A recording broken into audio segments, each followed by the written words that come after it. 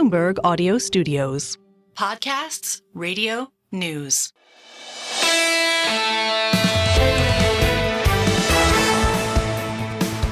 Single best idea on Apple Podcasts. Thank you for listening. Thank you for subscribing.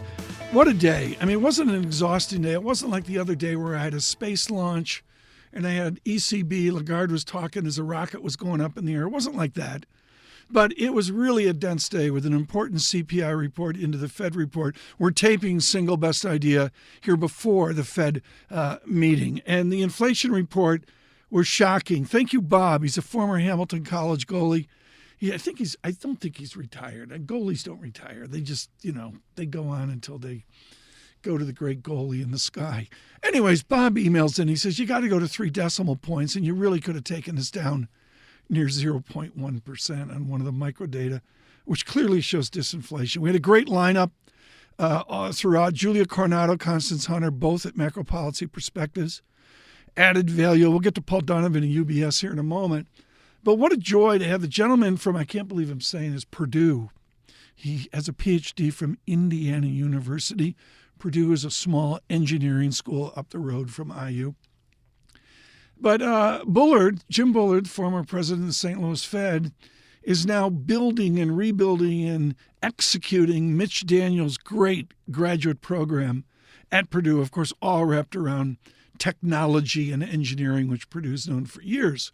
So Bullard was perfect timing here with a Fed that's decidedly trying to figure out when to move. Jim Bullard on CPI. We did get tremendous reduction in core PC inflation in the second half of 2023. It was 4.8% last summer on a 12-month basis. It came all the way down to 2.8%. So in this world, in this game, 200 basis points of inflation reduction over 6 months or so is fantastically large. So you should be taking that into account. You should be reducing the policy rate. But the committee just couldn't find the right moment to do that, because all the inflation reports up to now were mixed or even negative. So unfortunately, didn't find the right moment to do that. But this idea that the policy rate is a little too high for where the economy is today, I think makes a lot of sense. So I've advocated for like a technical adjustment. You want to get this idea across that because inflation isn't near 5% anymore, core inflation, it's now under 3%. We can afford to reduce the policy rate, still be restrictive, and get this glide path into 2%, the 2% target. And the key phrase there, glide path, which is sort of the history, the smoothness that economists and bankers plead for and hope for as well. Here's more with Jim Bullard on the path forward. First of all, I don't think anybody ever won an election based on whether the Fed did something at the September meeting. So I don't think it matters for actual election outcomes. I don't think the median voter is voting on that. They're voting on much broader issues. So I think that the committee feels emboldened to do whatever it thinks is right at that meeting or any of the other meetings in the lead up to the election. And they have moved in the past during the election cycle, and I think they can do that if they wish this time. Jim Bullard of Purdue. Many, many great guests today. Just to start us off strong early in the morning was Paul Donovan. He's at UBS.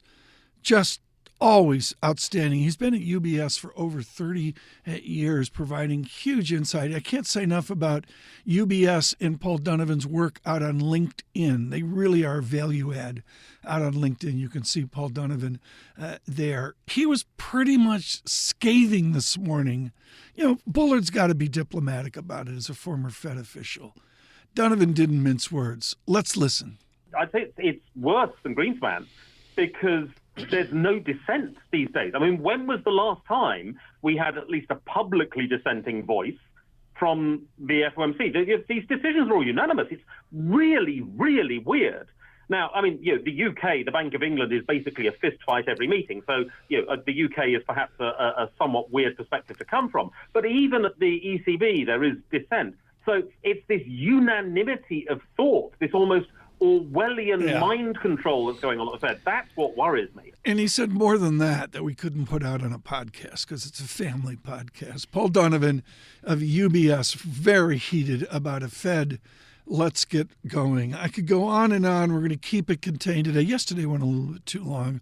We're trying to give you 6 minutes of smart, just 2 minutes of insight on the show and all that we've seen. It's just been such rich booking and great perspective. Anne-Marie Horton is in Puglia, Italy for the G7 meetings with the president. That will be timely, particularly with the upset that we see in France.